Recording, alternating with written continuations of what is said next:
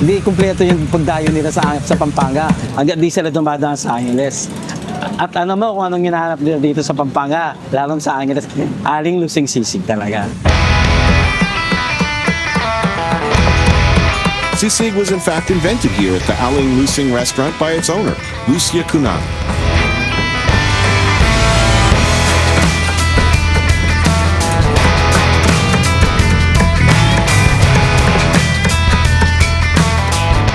Kung wala si Lusing, walang sisig. Kasi si Lusing ang nakadiscover ng sisig.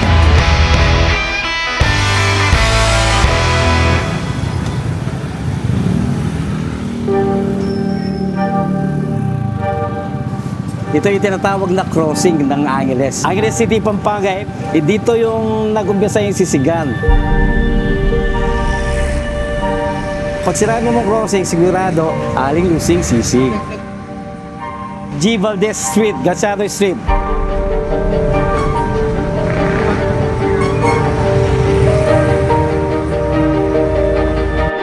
Oo, ito yung original. Yung original natin, walang mayonnaise, walang kung itlog, wala. Yung original natin talaga, yun yung sisig natin. Yun lang, walang mayonnaise, walang natural yung ano yung sangkap niya, yun pa rin, di nagbabago. 1970, 24, si Lola ang nakaimbento ng sisig. Ano yun 70s, ganito yun. Nagtitinda si Lola tsaka si Lola ng mga barbecue, ganon. May natira silang mga paninda tulad ng tenga, baboy, ganon. Yung oras na yun, yung araw na yun, mahina daw. At may gagawin natin dito, sabi ni Lolo, tsaka ni Lola.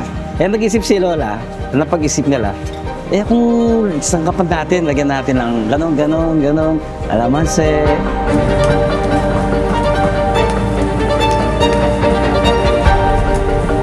Yung totoong sisig natin, iniihaw.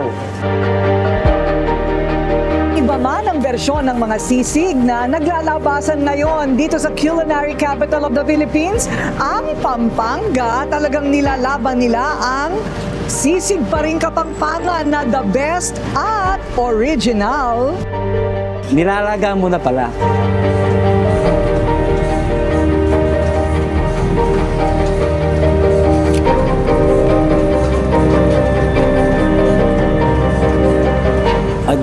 Pisngi, ulo, tenga, gano'n.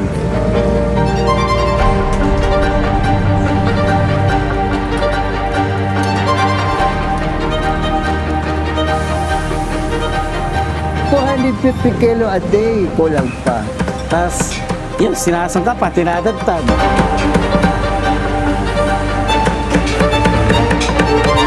Tapos, yun, gano'n lang. Pupunta sila dito para sa sisig ni Lusing. Wala, iba pa rin talaga yung original. Aling lusing talaga yung original. Ito yung original. Sila lang talaga naka-invento ng sisig. Aling lusing lang, the original sisig queen. Ako po si Lito or Kuya Nikes, apo ni Aling Lusing. Isa sa mga nagmamarig sa mga peso ni Aling Lusing.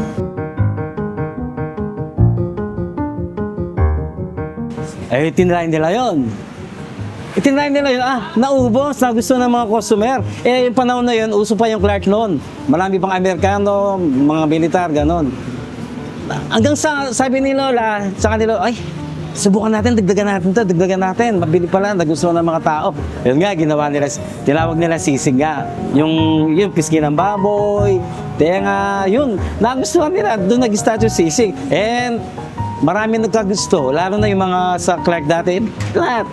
Kasi masarap nang dahil nga gawa ni Lusing. Dito po sa Aling Lusing, marami po kumakain dito. Mga panlokal, international, marami po mga politiko, artista, marami po.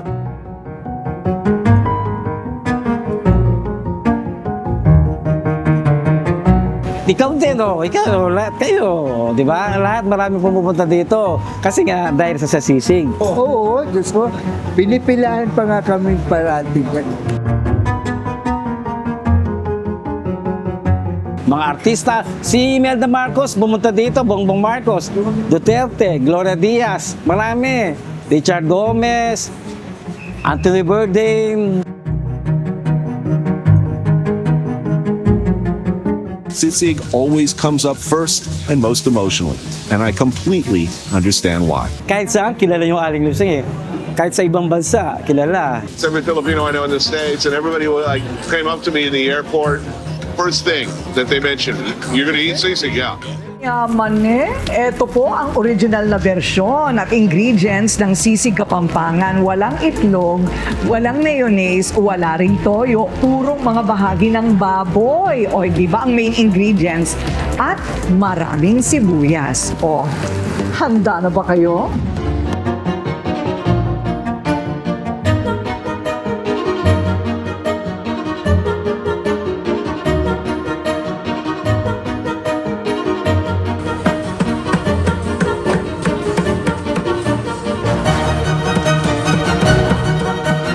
This is magical stuff.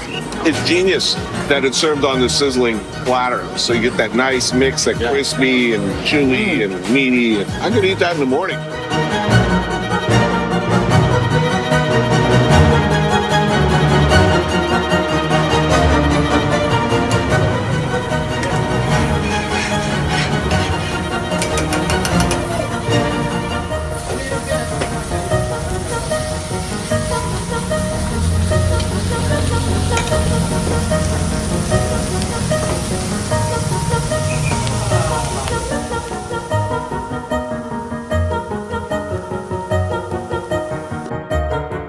Dapat ito po yung authentic sisig in the world.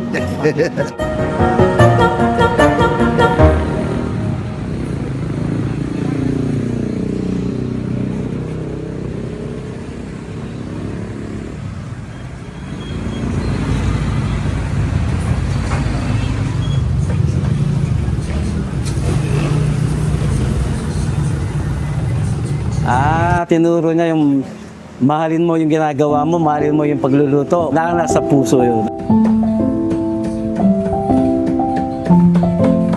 Malinis dapat. At di ka lagi nagmamadali. Lahat dapat, organize. Yung mga sangkap, yung pagpapakulo ng baboy, gano'n.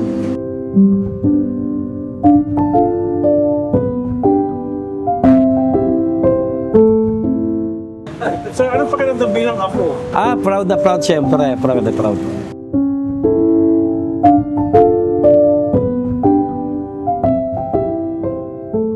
Ito ang Valdez Street sa Angeles City, Pampanga.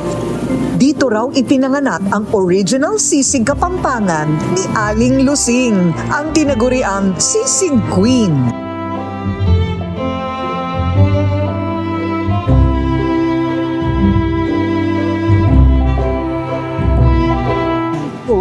Walang sisig talaga sa buong Pilipinas kung wala si Lusing.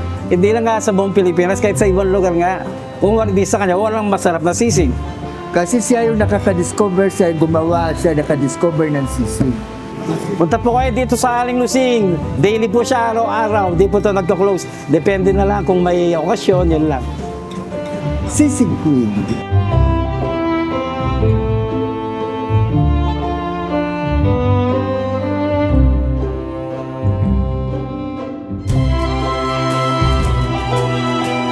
Tapos may tinda na rin kayo iba. Oo, marami. May kare-kare tayo, crispy kare-kare, bulalo, papaitan, tuwan baboy, lechong kawali, dinakdakan, marami.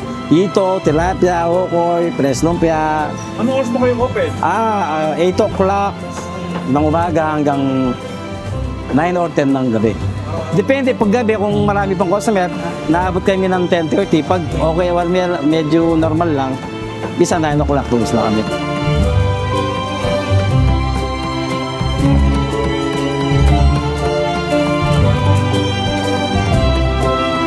Ano nyo pamahal si Lola? Ay, mahal na mahal. Kung di dahil sa kanya, wala kami sa kinalalagyan namin ngayon, di ba?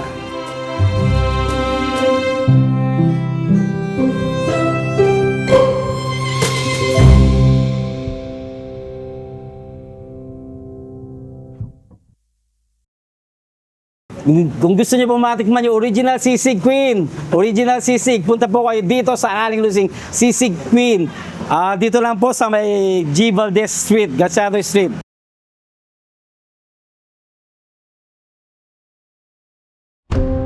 Since unlimited po yung lechon namin, kahit ilang beses po kayo humingi, pwede po.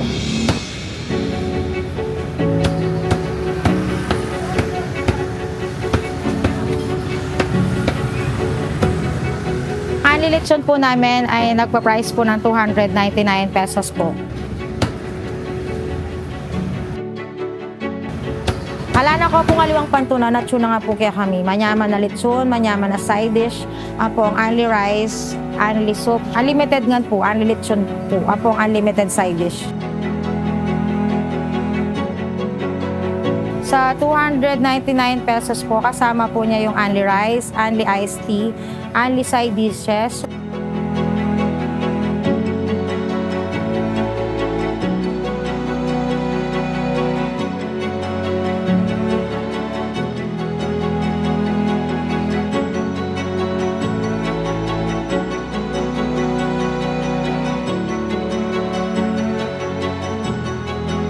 Meron din po kaming per kilo, 800 po yung per kilo, 400 po yung kalahati, 1/4 200. Meron po rin kaming 100 per styro.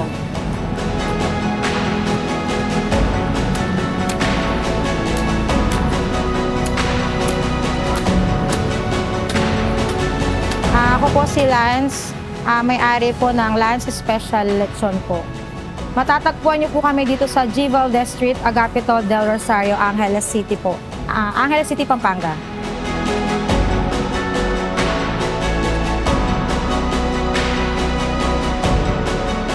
Panoorin po ninyo ang kwento ng aming Ani Lechon dito sa Pampanga sa Tikim TV.